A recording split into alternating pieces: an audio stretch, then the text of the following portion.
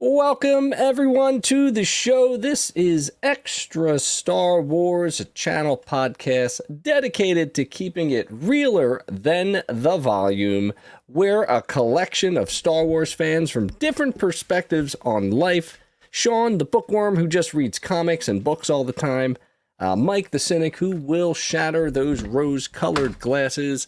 And Damien, our resident Andy, who brings passion to the show through his love of toy collecting. When with our powers combined, we can bring you a truly unique Star Wars opinion. Love it or hate it, we're here to stay, just like that sequel trilogy. So let's calculate the jump to another galaxy, and we'll see you on the other side.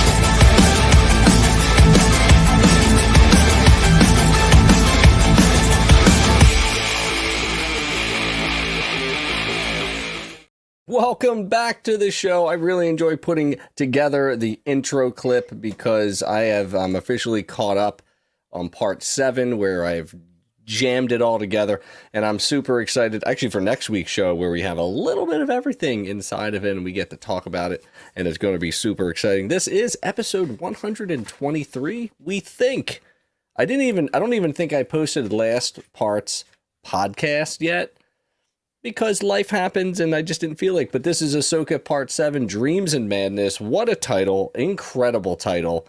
I think I've enjoyed the title reveals a lot in this episode, in this series, more than others. What say you about that, Mr. Mike? I feel like the Star Wars shows just in general have gotten those like cold open into the title So good. part or the book, and they've just been spot on. I completely agree with you there. I love it. Now, as you can tell, there's only 2 of us today because Damien is actually out at a screening right now, and we're not allowed to talk about it because he technically is on embargo at this time. But it has something to do with, what do they call that? The mischief guy, the god of mischief, as they would say. So he's doing that, so we'll get a report on that next week.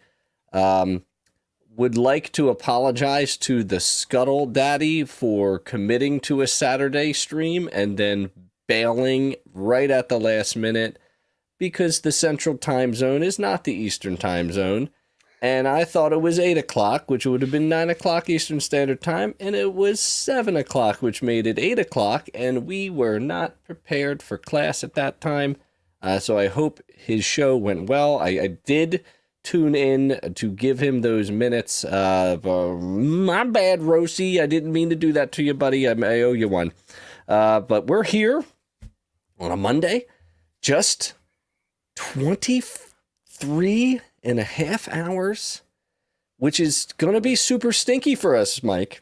The timing of this is going to be super stinky. Oh, I'll be up late tomorrow night. I don't care. Yeah. What the question is do you watch the playoff game first and then Ahsoka? Yes. Or do you pause the playoff game, watch Ahsoka, and resume the playoff game? No, because I will get so many text messages, and I don't feel like throwing my phone and my watch to the other side. So Fair. I will watch the game. Yeah. And hopefully, because of the pitch clock, everything, like maybe it's a 2.5 hour game, and game's over at 10:30, 11ish, and I'll be in bed by 11:30ish. That's very great. That's hoping for the best here. Or I pass out midway through Ahsoka and have to watch it again watch it in 2 parts, like the 10 Commandments. Well, what's interesting, since LG's in the crowd and they want to put in some Phillies comments, let me give you a comment. I just saw some stats that basically said like what the beginning of the season expectation was, and what the end of the season expectation was in games differential in the win column. And the Phillies were +1, right on it. And the Mets were -24. Thank you very much. So get out of here with your New York teams. The Highest Yankees stink. payroll in baseball. The Mets stink. This is just, and you know what? And the two pitchers they thrown away in the playoffs. The Mets, travesty of an organization. But we're not here. We're not here to talk baseball because we don't want to embarrass anybody. But we are here to talk Ahsoka, which was a very happy episode for me. Here, I think we should talk about our overall impressions.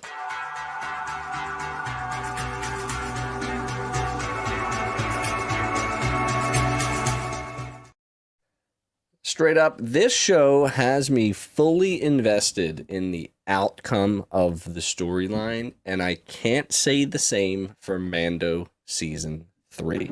That's where I'm at.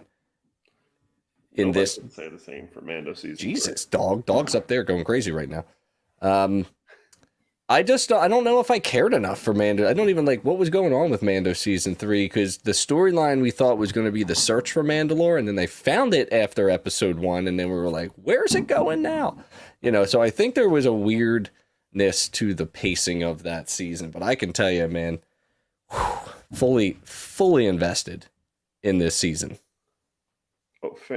Same for me. And this episode, I had trouble kind of picking my top moments for this episode because I'm not saying that every moment was a top moment, but there was nothing that to me, and I mean this is a positive, there was nothing to me that stood out above anything else. It's just that the episode kind of flowed naturally and progressed in such a way that made it just it wasn't just one moment, 2 moments, 3 moments. This entire episode was a moment.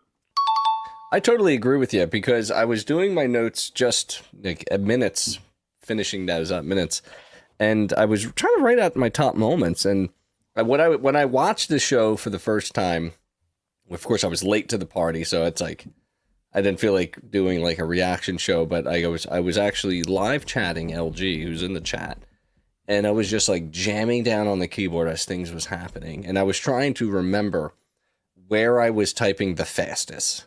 And that's kind of where my top moments are going to come from. But what a great point what a great flowing episode. I totally agree that every moment was really great. And then I was like, I don't know where they're going to end this episode. And I'm like, I don't know how I like that they ended this episode with such happy times. We'll get to that in just a minute. But yeah, totally agree with you. And I'm sure Damien is on the same page with us. But since you brought up top moments, let's get to it.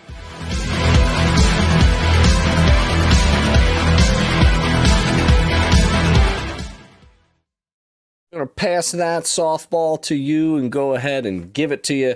Let's go over those top moments and those in the chat. Go ahead and put in your top moments, and we'll see if we'll highlight some. Here we go. Let's do it. What? Do I go or you go? I pass it to you. I go. Do I go first? Do you talk first? Please tell me that was on purpose. That was on purpose. Thank you. Okay, that was great. I love that. What a great intro to Poe Dameron in The Force Awakens. He is up against the most sinister character ever, and he throws a joke. Oh, it's fantastic.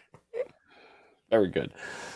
So bringing it back to what you said, where you were having trouble remembering where you were typing the fastest. Yeah. With me, because I write because I'm a dweeb, it makes me think of the moment where I tried to write down the most I could in a short amount of time. And it was the quote after quote after quote from Baylan to Shin. Yeah, nice. The 3 things back to back to back.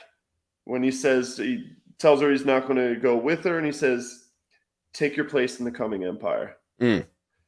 Follows it up with, ambition takes you in one direction, my path lies in another. And then ends it with, impatience for victory will guarantee defeat. I'm just going to start using that when I coach. Use it when you teach. Impatience to get this assignment done will get you nowhere, buddy. And What is Daddy up to? What is Daddy Balin up to? Balin is a daddy. We don't know. We don't know. That's the question. I have a question. You know, I write. You know, what are the Cornell method of like note taking? I do like a version of it when I'm taking my notes, and like I make a big spot for moments, right? And it's like, and that's where top moments will come on, because I'll write them down and then I'll go, ooh, which ones do I like the best? And then I kind of just highlight them. But I have a little corner for questions, and one of my questions is, what will Balin do now? Right? We kind of has he been playing Thrawn the whole time? Has he been playing Morgan this whole time? You know, Morgan doesn't really trust these mercs as they say, but now we have the impact. I mean, Thrawn didn't trust him right off the bat because the whole Ahsoka Tano not being dead is now alive. So it's like, and he was a former Jedi. He's just saying the facts, and like he's right. You know, the Night Sisters, it's going to come back that the wreaking of Jedi was him. You know, this whole time, and you know, I don't know what's going to happen. You know, what will Balin do? You're 100% right. Great question. Number two. Showing how powerful Ezra was. Loved it so much. And with this series, for anything, probably has some of the coolest visuals in any of the Star Wars shows, maybe even in the movies too. Great budget right now. Great budget. Doesn't feel cheap at all. Phenomenal budget. And the scene that really stuck out to me was when he was using the Force to block the lightsaber, and but you saw the bend in the lightsaber. I made that my thumbnail for this episode. It was beautiful. I do not remember, what was it? Was it The Last Jedi or The Rise of Skywalker? There was a few instances of using the Force. Actually, I saw a little TikTok. Maybe it wasn't TikTok, but both Ben and Kylo Ren at the time and Rey used the Force to block, but they didn't really have that Force pushing back. Yeah, no, there's not. I can tell you that. I can tell the visuals of that didn't line up. And then the other one was more recently in Kenobi, when Vader holds back Reva's lightsaber, and there's nothing there as well. And it's probably just a visual. They didn't think about it, but Filoni did. You know, he did. He was like, no. There's like, you know, there's stuff going on that I saw. I didn't even think on first watch. Which I usually don't stop it. I'm like, ho, and I hit the -10. Go back. I would like to see that. I think what I saw is what I saw, and I saw it. We saw it. I saw it, and then I wrote down the time, and I went. I literally wrote down like that particular timestamp so I can pull the thumbnail, which was just great. I loved it. And I know Ezra's an established character within the Star Wars world. I understand that for the most part. I would agree. You brought up Poe. He was very Poe-ish in this episode.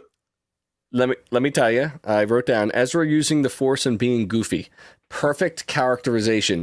That's what he was in the Rebels show a lot. And that was really great because I didn't believe him for a second that the Force was his ally. And then he proved me wrong immediately because I thought he was going to be out of practice. And he seems to, obviously he can't be out of practice with the bandits. So it's not their first rodeo when they circled the wagon, so to speak, which I thought was really cool. That was awesome. You know, that was just a great callback to any Western and things like that. The Noti using the slingshot. You know, that's right from Rebels. It's like shot for shot from Rebels. I mean, it's also just a slingshot, so it's probably shot from shot for every slingshot ever created from ever. The Simpsons with Bart. Right? Yeah, exactly. Classic Simpsons game in the arcade. Great game. I love that. But you know, I didn't realize seeing Balin and Shin break up was pretty dynamic. That was one of my top moments as well, for sure. But yeah, no, Ezra, I like the push. I like that it wasn't just like enemy pushing and pulling. Like he pulls Sabine to him. That was great. Just all different types, and then he still got his butt kicked by the Shinster, and that's great. I love that. You know, I'm down for that. You know. But just his fighting style is really great. Sabine's not that great. It's very it's very Mandalorian, like very attacky. Yeah. But he used the Force is my ally. You're 100% right. I believe it now. Singed hair with the close. That's what I love that line. Close. Close. What he's saying is like, can we just talk it out? We're prisoners. Take us prisoners. Yeah. No, and that's what he would do in the show. Like it was great. Like everything about it was great. And he delayed just in time. And by the way, Shin was having none of that. Yeah. And thank the Lordy Ahsoka showed up when she showed up in a very dramatic fashion. The thing that I slammed to that when I was watching the show was 3PO. Are you kidding me with Anthony Daniels showing up? I was not prepared for Anthony Daniels to be in the show, which somehow I think it sets a record for appearances for him in all of Star Wars. I think this appearance makes him like the most appeared actor in any Star Wars, blah, blah, blah, blah, whatever it's called. Because before it was like Rogue One, and then, they obviously had more shows, or I don't know. Mm-hmm. But it was just a great way. First off, Chopper was fired up. I was fired up for Chopper being fired up in that Carson like trying to calm him down. Just like trying to calm him down. And he's like, and that's where my little handle tonight says mere droid. Like, mere droid? I'm not just a mere. Even him, he's like, I'm not mere droid. Are you kidding me? What are you talking about? You just hear Chopper go, what? Yeah. What? He's like, what are you? Why is Chopper seated in the gallery? What's going on? Why not? I know. But that was a great way of obviously bringing in our princess and, leader of the Defense Council, which makes total sense because of course she is. Yeah. And what did I write down? I said, Xiono is a dork. That's what I wrote down. I chose another D word. Oh, dorkits? No, oh, dick, right. And I put in, it's interesting because he's acting like nothing exists, but someone put up a good argument that was like, he's acting like the Jedi have been extinct for over 30 years when that's not really the case. Especially with like Inquisitors and lightsabers and like things of that nature. And then my thought is that it's just a front, he's just putting up a sort of an act that this stuff is all made up. Because I believe he's on the side of the First Order. I think he's like a little mole. Yeah. So he's sort of just serving in that role to saying, this is all preposterous. We are not building a Sith fleet at an Exegol that is fully stocked and operational in just a few short years. Guys, I don't know what you're talking about. I have no idea what you're talking about. So we don't have a Star Killer weapon that can obliterate planets from outside of the galaxy, which I still hate. That's that was a... And speaking of, I think you're going to say 3PO. my top. I was going to say my top moment, which was in that scene. Go ahead. It wasn't with 3PO. Go ahead. We have a time frame. We've got a timeline. We've got a timeline. I wanted to text. Oh, I completely forgot.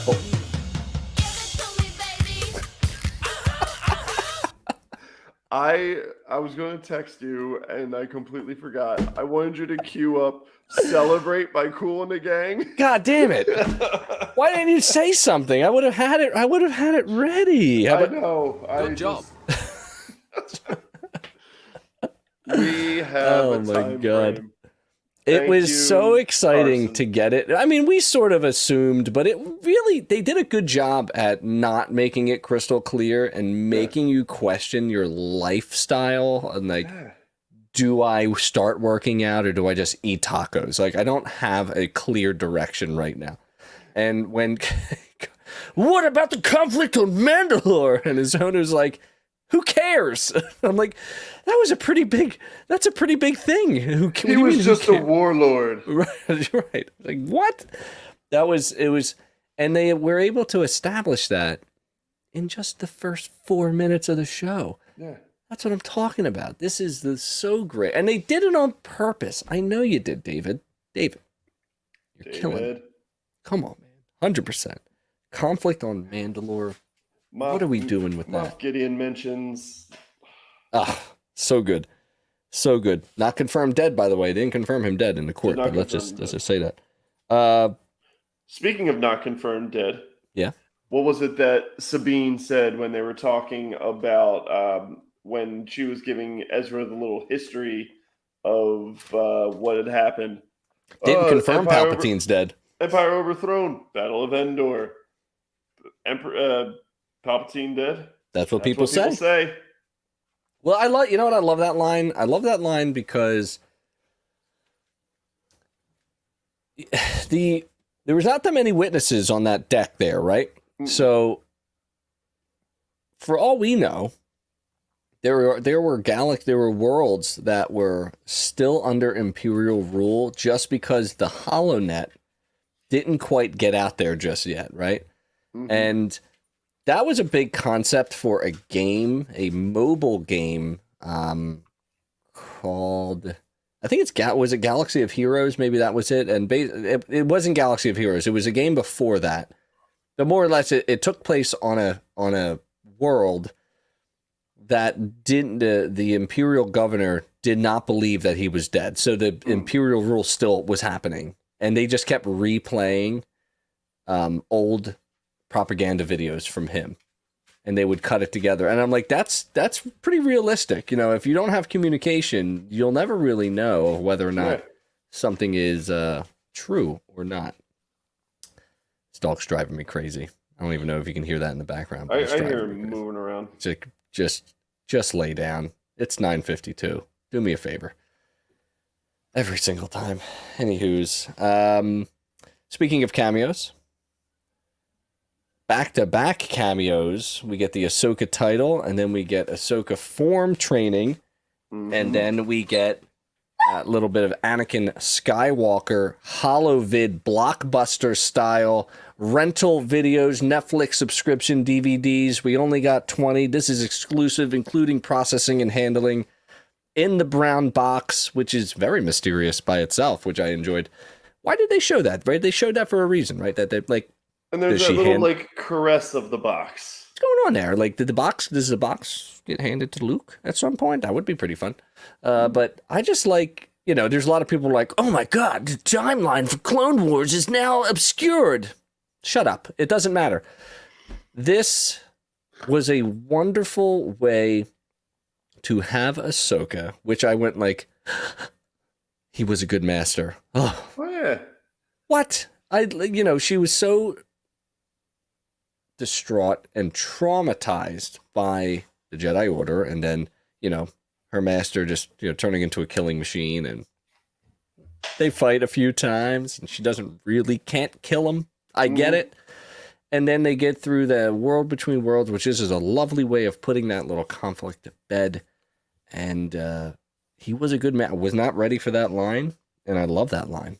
And it makes you, like, for most people that wouldn't watch the Clone Wars and only see Anakin from the prequel series, they just see Anakin as a whiny little brat. True. So they don't see him as a good leader, good teacher, you know, someone who actually cares. They just see him as, I hate you! And did you like all the name drops? I did like all the name drops. Little Grievous, little Asajj Ventress. Yep. Count little Dooku. You know, and that's kind of where they were saying, like, this is, like, when did he have time to make all these vids? Well, I'm pretty sure he made the videos because he thought he could die at any time. Huh. So he wanted to, like, think about it. He literally was the first YouTube content creator on Coruscant. Hey, guys, welcome to my channel. This is the Jedi Academy, and we are going to make these videos just in case we all die in this war. So here we go. You know, that's pretty dynamic stuff, you know. Although one could say that he did not. He was not a traditional Jedi. He was a warrior, and doesn't really gel well with the Jedi training. But all those moments between C-3PO and Anakin, you know, knowing that there's like more videos, I'm like curious about what are those videos about. You know, here's how to put on your robes. First, you start with, you know, we go left and right. Didn't see you there. I just got out of the shower. I think we have an opportunity to fill in the missing pieces of the holovids. And all we got to do is figure out how to make ourselves look a little ghosty, right? And it's just going to be like, here's how you clean your lightsaber. Polishing your kyber crystal 101. Oh, gross. Could be taken so many different ways. Oh, man. Has your kyber crystal lost its juice? I got a method for you. Anyway. Any other top moments for you to share? No, I think we've covered all of the tops. Well, then get yourself ready because I have a few, but not many.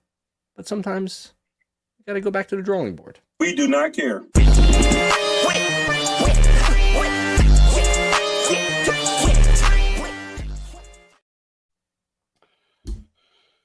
Not everything's perfect. Sometimes the third point of the triangle has to go to a movie premiere and leave the other two angles of the triangle to fend without him.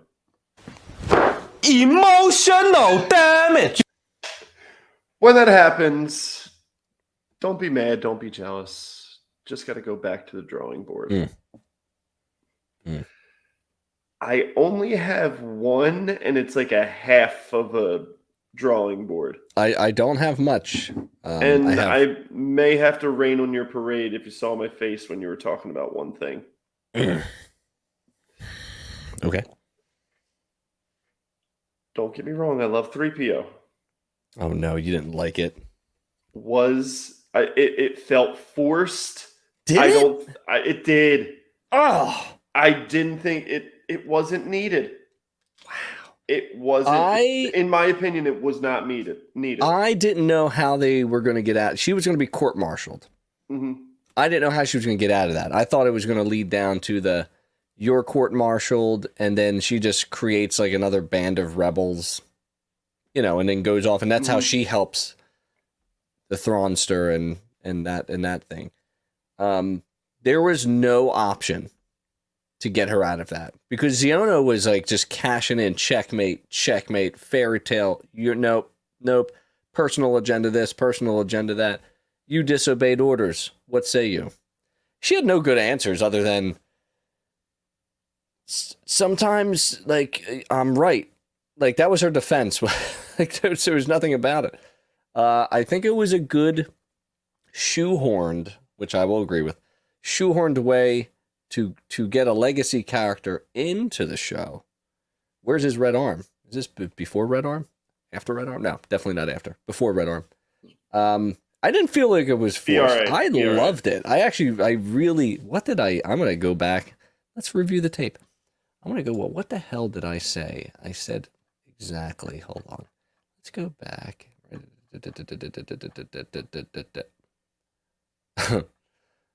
I put, I said Mon Mothma Thummy. That's an interesting way to do part 7, right? I was like, what the hell is going on here? And then I went, oh shit. Conflict on Mandalore. Timeline not fuzzy. Crystal clear. LFG Carson. Already love this episode. Wait a fucking second. That's when 3PO came on. So for me, I just put chills. Cycladiz. Kajadifa. Lakama Dikifa. Filoni, you bastard. So now you know how I felt during that episode. Just jamming the keyboard. I was jamming the keyboard. I was super. Oh, I followed it up with Xiono as a fuckwad. He is a fuckwad. And LG said Tina puts him in the same category as Perrin and Cyril. Ooh. Cyril. I can't wait for Cyril action. Man, I loved it. I did love it. I know you don't like that nostalgia, but we want to move that story forward, sort of stuff. It would have been cool if it was like Chopper that like came in like we have data. We have data. And like his head spins and it's like and the data chip goes right into the slot, and then then maybe it was like a hologram of 3PO. Data chip goes right into fucking Xiono's head and awesome. All right, I have one, and you're a CGI guy, and I'm shocked that you haven't pointed this out. What's up with the Purgles? Half whale, half octopus. They're bad looking. They don't look good. I'm out on the CGI on them. I think I've given up. I'm like, oh, next week it'll be better. They don't have the budget to make. They looked really good in Sky. They do not look good in space. It's something with the coloring of them that just doesn't really gel. I mean, what really looks good in space? I don't know. Not much, but I just, you know, I like, can agree with you. It's an eyesore for me when I watch it. It's not going to kill the episode for me because I know, you know, they're hiding into a minefield. It's only a matter of time until they're out of there. No space whales were hurt in the making of this episode, but my other one. Do you have any? Yeah, that was your only one. So that's let me my only one. And like I said, it wasn't even a real like, oh, I hated this. Of like I really enjoyed seeing 3PO, but I think it could. I have no ideas, but I feel like Filoni could have come up with a better option. I feel like this was too much forced fan feed to. Oh, I see a character I recognize now. Yes. Cadence of Get the digger. Lakamadikiff. I'm gonna pull these clips. 31-minute mark. Let's go back and let me just write that down. 31-minute mark. Look for the Kalikaship. It's not a drawing board like against the episode, but it's a red flag. It's a red alert. It is not good that the good guys win at the end of this episode. No, it's not. This is not good for them, and I'm afraid of what's to come in the next episode. So I will agree with you, and I think that obviously I've got a good feeling about this. It does I think we're going home, dude. Like, stop saying the words, man. I don't think it's happening. Well, they keep talking about the no-hitter. That is true. Hu Yang messed up the no-hitter.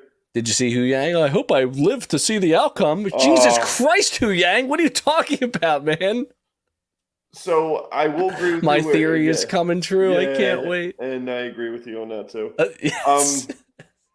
I don't think I agree with you that it does not bode well for our heroes, but I think it does bode well for the history of the next projects that are coming up. Agreed. I think we're setting ourselves up. Yeah, set it up for the Mandoverse movie. Oh yeah, perfectly. Oh yeah, for sure. And I think do I have this in wayfinding? Let me just check. Yeah, let's not get into wayfinding just yet. Yeah, let's save that. Let's save a little discourse for wayfinding. But if there's nothing else in the drawing board, then I've got a question for the chat. So let's get to it.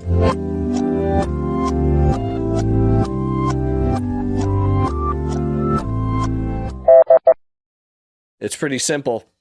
Who dies in the finale? I want to know your thoughts. I want to know your wonderful theories as we talk in our next segment in the Noticements. What did you notice? What did I notice? Hey, Dame, what did you notice?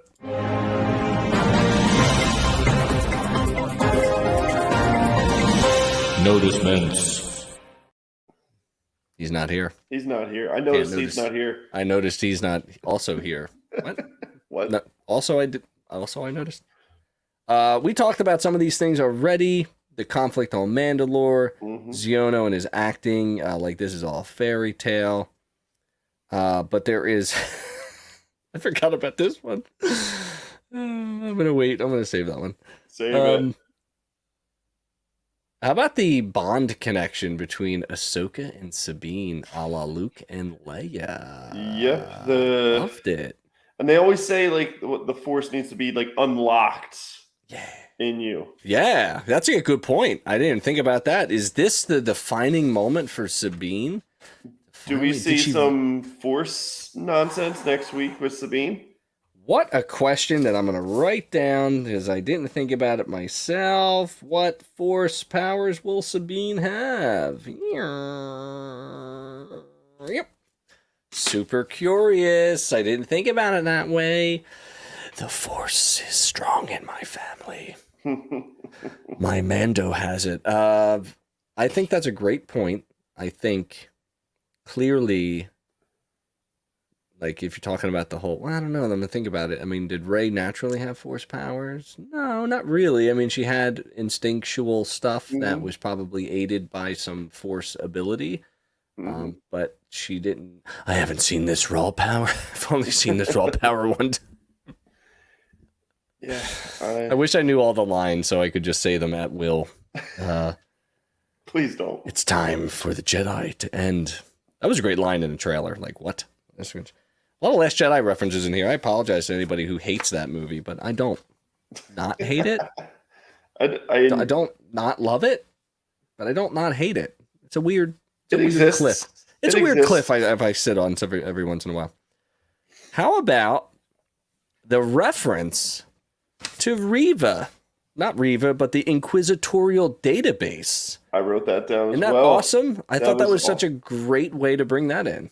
Why does why can't I think of her name? Morgan have access to it as the Night Witch. Okay, so again, let's think about it, right? Or did Thrawn give Morgan his iPad? Well, Thrawn does have his little pocket protectors, which are security cylinders. I betcha they have. If the Chimera was in orbit during that time and the Inquisitors also existed, it's fair to say that they had a copy of the database on the Chimera. It'd be my only thing that I would go off of. But it's still a cool little... Didn't have to say that. She could have just been like, here's everything I know on Ahsoka. No. This is specifically, pointed to say Inquisitorial database, because they just want to make those like little small connections, which we love so much to see that. Follow-up. Is Grogu in that database? And will that be used against them in a future movie? Grogu was saved. So was he a record? He has to be on record as at the Jedi Temple at some point. And Moff was going after him from jump.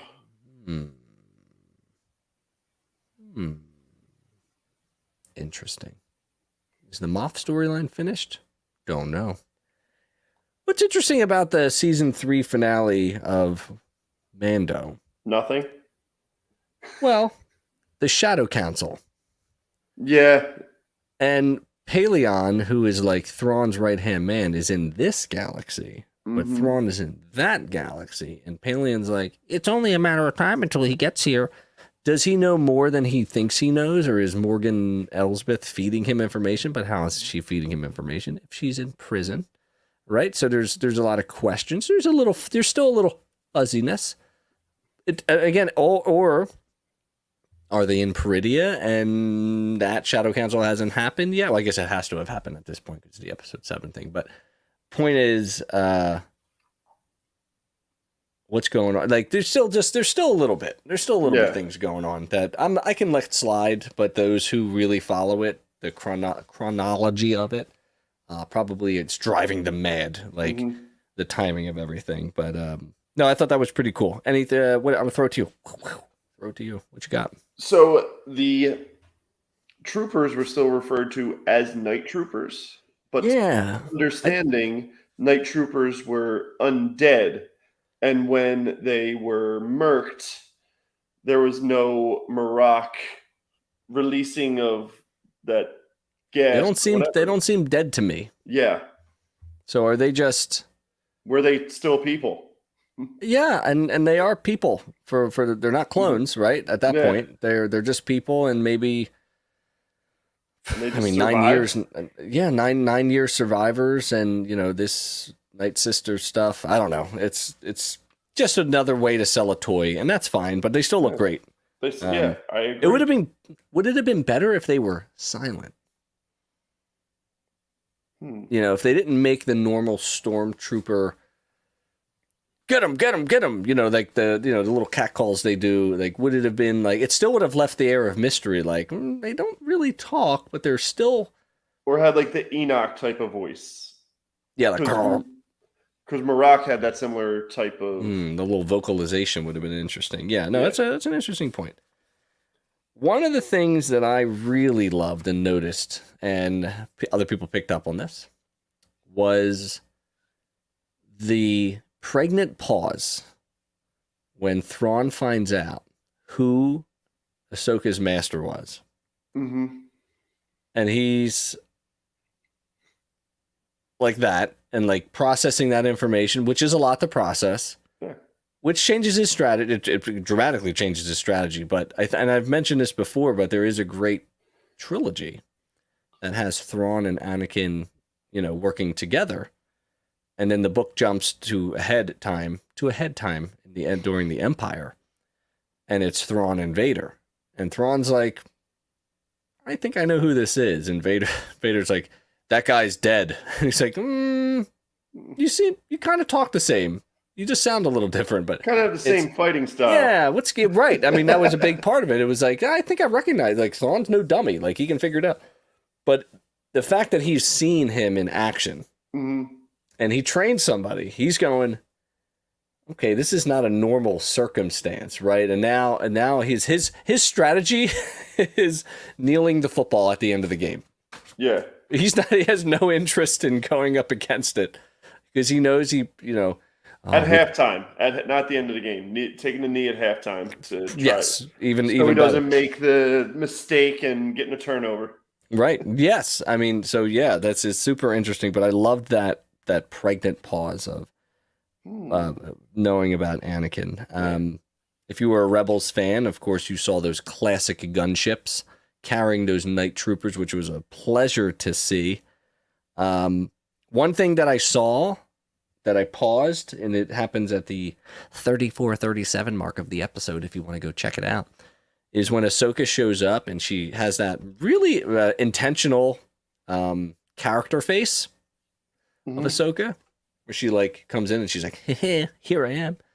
And Shin sort of attacks her, and you know, she sort of like deflect, and then Shin goes to attack, and Ahsoka just kicks her shins away, like her wristbands, kicks them away. No, not today, sister friend.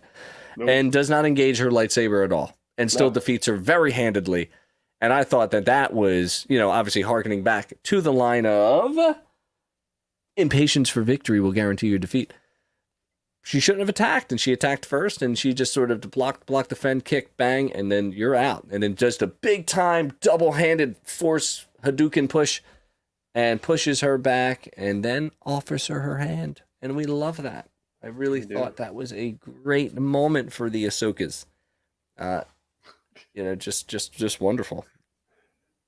Here's something I noticed that kind of, I don't know how to take it. I don't know if it was just like me looking into this too much, or that it actually means something down the line. So still, Sabine's helmet is coming up red.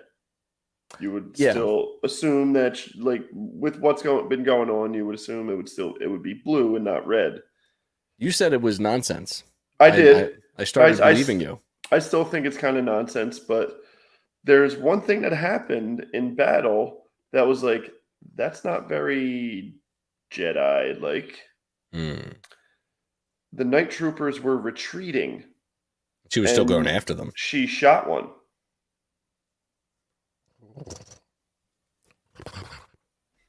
Interesting.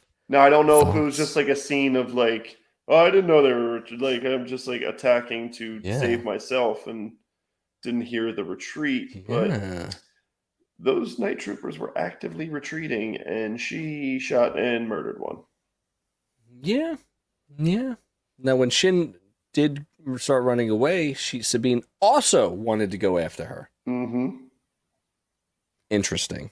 We'll have to watch that detail with great interest for the next episode. I think she may do something naughty. I think so too. Yeah, it's feeling like Sabine may be put in a situation. That is super curious. Do you have a final noticement? Do you have any more? That was my final. Okay. So my final noticement, and this is a laughing for me because of just my experience with my FAA license, but I had no idea Thrawn was a certified drone pilot. Like, just amazing for me to see that. I'm like, well, look at this little thing. And then he has like the whole chessboard in front of him. I'm like, first off, that's great. That thing is cool. I love that. Just saying, like he's got RFID chips on everybody. You can see everything. You're missing one mercenary. We're down one man. That could significantly change the odds here. Pull them back. We don't need them anymore. And Morgan's like, what are you doing? And he's just like, this is just a small victory for them. It does not matter. We have the time. Look at my loading screen. It's at 89%. Do you see this? My man's got his What are they iPad packing? Pro. I don't know what they're packing, but like you would think that getting off, he made it very abundantly clear that getting off was the most important thing, but also he needs to pack his stuff. So it has to be something important. Otherwise, I'd be like, all right, we're out of here. What's in the containers? What's in the box? You know what it is? It's all the supplies from the Galactic Star Cruiser that had its final voyage over the weekend. 200 million in losses. 200 million in losses. Now, what they should do is learn from that and create. It's a very simple concept. Don't create the unattainable, but create the Star Wars themed, consumer friendly hotel that has everything to do with Star Wars, with a instant private access to Galaxy's Edge, which would be set at a more premium level. It doesn't have to be Pop Century levels of whatever, but it does not have to be the Floridian or whatever they call that. It's very close. It's somewhere in between. $250 a night I would be okay with. And you get exclusive access to Galaxy's Edge. Was that like $5,000 a night? Yeah, the Galactic Star Cruiser, yeah. 2 nights you could only go. It's not like you could stay a week. It was a 2-day, 2-night experience. So $10,000.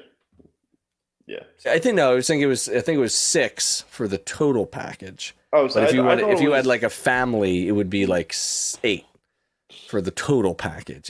They basically made a cruise, right? They tried to create a cruise that actually never left the state of Florida. But it's terrible. And they put you in a box truck to travel you to Galaxy's Edge, but the box truck was themed nicely, which is kind of neat.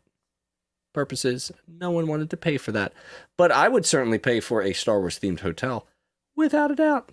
Get the actors out there, they're walking around, character meet and greets. Come on, it's a home run, Disney. What are you doing? Little, Star Wars water park splash pad stuff. That's what I'm saying, man. Just like, what do they call it? The little Naboo playground. Yeah. Right? You can play with the Gungans, as they would say. No more noticements for us. So Dear Bob Iger. Dearest Bob, thanks for taking over Disney and creating the strike that just got over. It's amazing how the strike just got over and now there's new episodes of Jimmy Fallon. Yeah. Just like that. They didn't cross the line. That's super interesting. Wow. How'd they do that? They must have had a way to predict the future, and so do we in our Wayseeking event.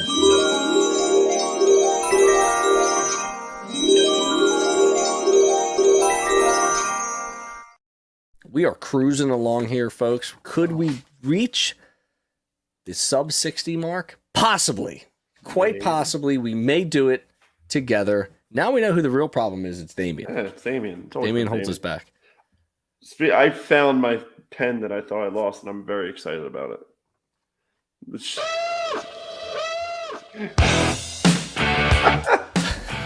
So we're celebrating pens here. And if you haven't answered our question just yet, who dies in the finale? If you're listening to this after the finale, you know. So sorry about that. We are in a delayed approach because we want to hype up for... I actually like the Monday. I like the day before.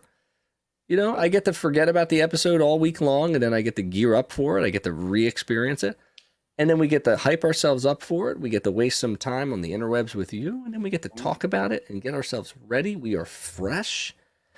And then we don't get as many clicks because it's not the day after. It's fine. It's really not, it's not a big deal, but we like it. Oh, man. So going back to the drawing board, the happiness that I felt at the end of this episode with the Noti just doesn't bode well for me because I don't have a good feeling about this at all. I think Thrawn wins. Mm-hmm. I don't know what that means yet. I don't know what winning means in Thrawn's eyes because he wasted time and thought that was a win. That's fine. But what is winning for him is getting off of Peridia. So let's assume they get off of Peridia. Mm-hmm. Okay. But because there's no star maps in this galaxy, they're assuming that reversing course will get them back to the same spot. I don't think that's going to happen. I think they're going to get sidetracked through hyperspace.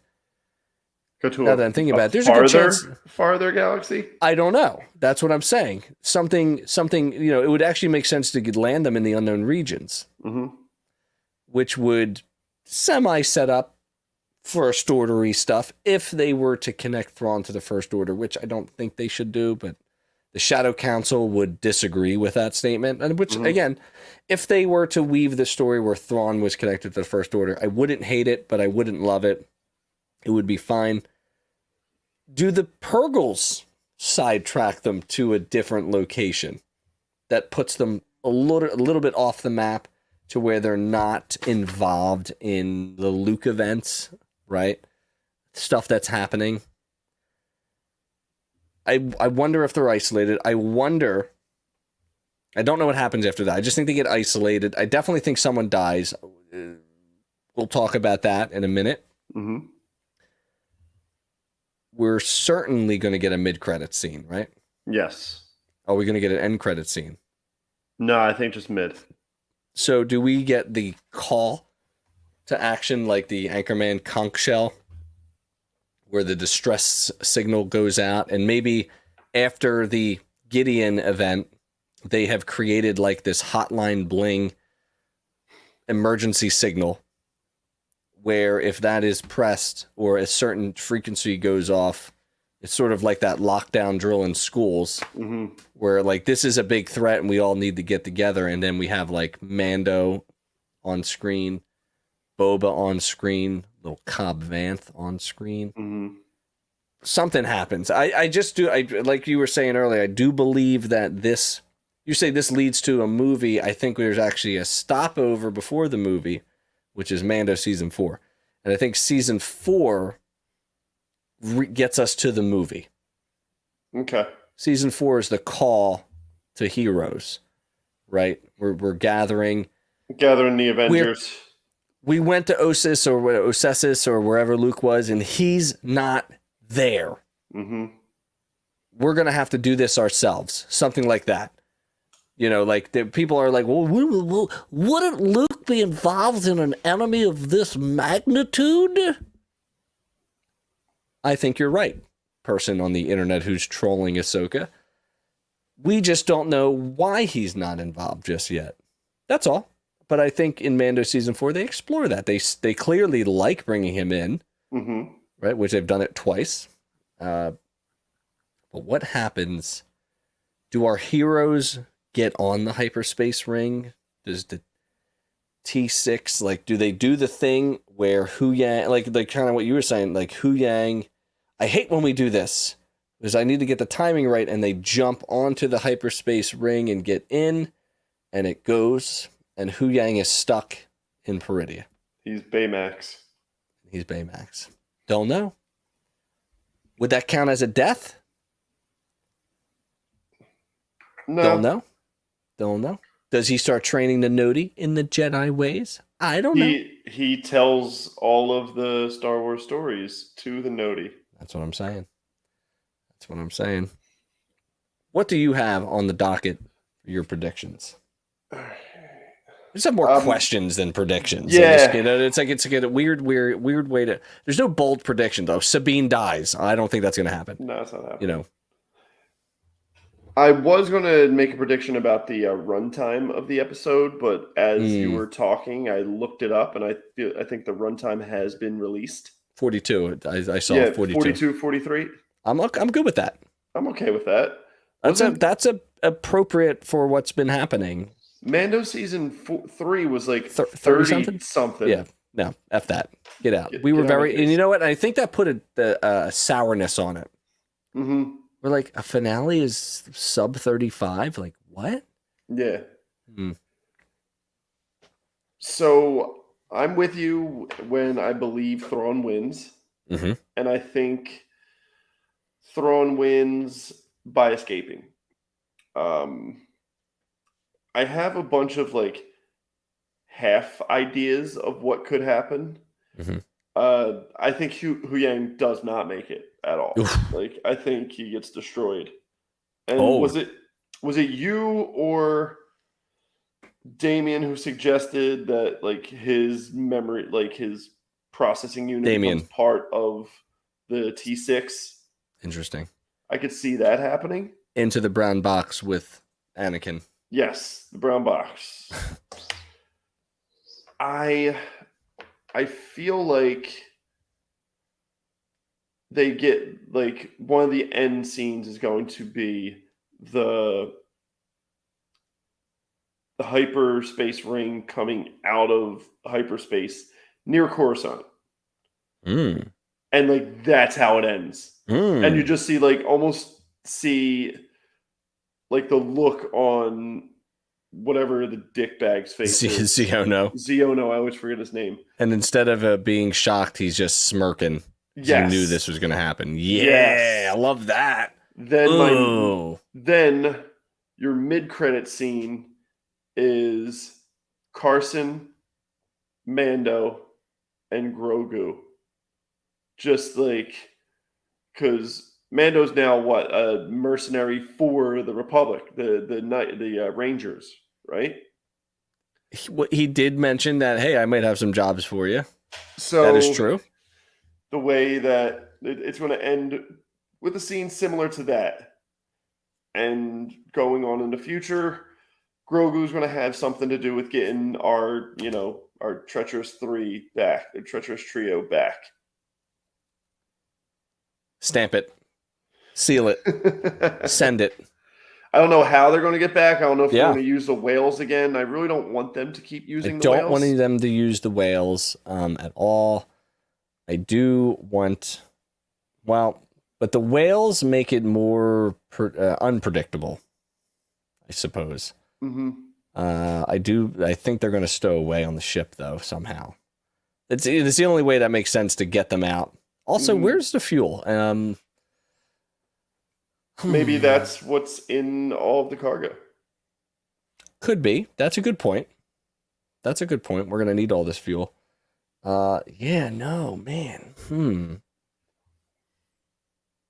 These are great points, and I'm excited for it. And the best part is we don't have to wait too long because it's just around the corner, which certainly brings us to our final-ish segment before we get to the chat. Actually, let's talk about chatters now because it would make more sense to talk about it.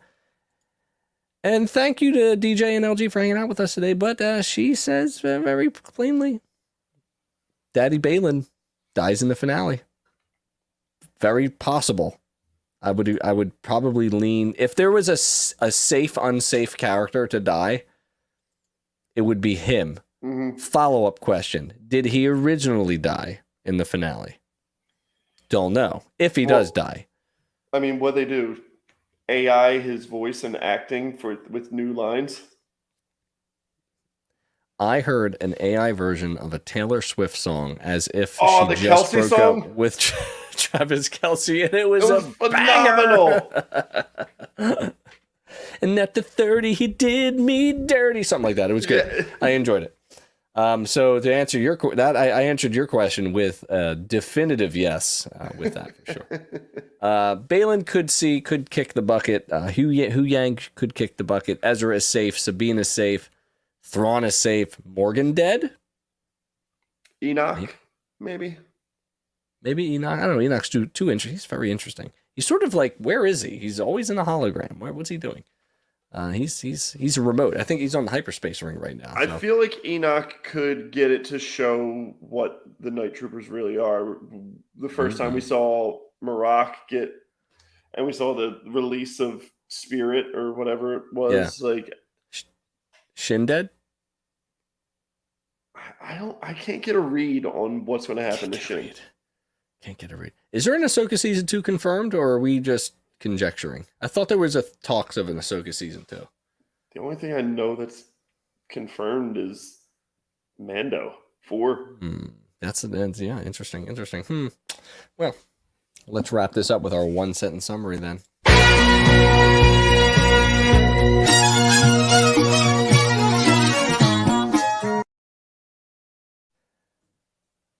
I used a classic technique in English language called alliteration. Ooh, I love me some alliteration. Part 7 delivers a doozy that includes dynamic force usage, dapper dialogue, and diabolical detail-oriented destinies. Ooh. Did you like that? That was good, right? I did like that. Alliteration. Mine is stupid. Mine is, when Hu Yang's angels get back together, someone nearly shins her pants. I really should have went second. You should have. Wait, when Hu Yang's angels? What? Yeah, instead of Charlie's angels, it's Hu Yang's ladies. I didn't get. Are we shocked they didn't get the reference? Nope. Correct. That's hilarious. I love that. Mikey, we did it. 1 hour and 1 minute, 43 seconds. We want to thank everybody for joining us tonight for this discussion of Ahsoka. We got some laughing in the chat. As always, if you're watching this live or watching this after the fact, make sure you hit the like button, subscribe to the channel, and just check out all the other content. Drop a comment, interact with us on socials. Check out the bio.link /extratechy. Also check out the other stuff on the Red 5 network, bio.link /Red 5. My stupid Shin video has 6,000 views on it, and the simping continues. If you want a great laugh, go over and check out the Shin video. I have to think of something. So a student gave me sage advice. He said, I made a stupid video that got a lot of views. And he goes, Mr. C, why are people watching YouTube? I said, what are you talking about? And he goes, do you think people go on YouTube to, like, educate themselves? They go on YouTube to watch stupid stuff. And I went, this is great advice by you. This is the first smart thing you said in 3 years of my class. And I think I'm going to have to make another... I'm going to have to test the theory. I'm going to have to make a stupid video on whatever, and we're going to put some stuff together, and I can't wait to do it. Mikey, thank you for your time tonight. I hope you enjoyed it. I loved it. We got Phil's baseball at 8:08. We will be watching the finale shortly after, as long as I don't have agita from the game, which we hope. I'm feeling pretty good about it. I think we're going to get off to a great start in this playoff series run.